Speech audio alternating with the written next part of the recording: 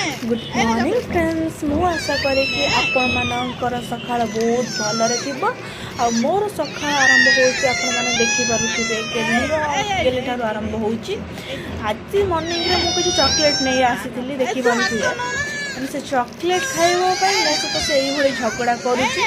छाड़ू chocolate कथा तो परे कथा है से विषय न कहले ही भल हम कहले तो बहुत लंबा हो कि सरबनी से केमती मो सहित झगड़ा कर चॉकलेट खावाई आपण मैंने देखुवे केते जोश मो झगड़ा करुँच मत चॉकलेट खोलिकी दियो मु खाइबी।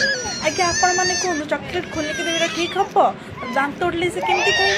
आ खास करके आपण मानक आम गेलुरे दुटा जट केमी लगुच निहाती कमेंट सेक्शन रे जनइबे।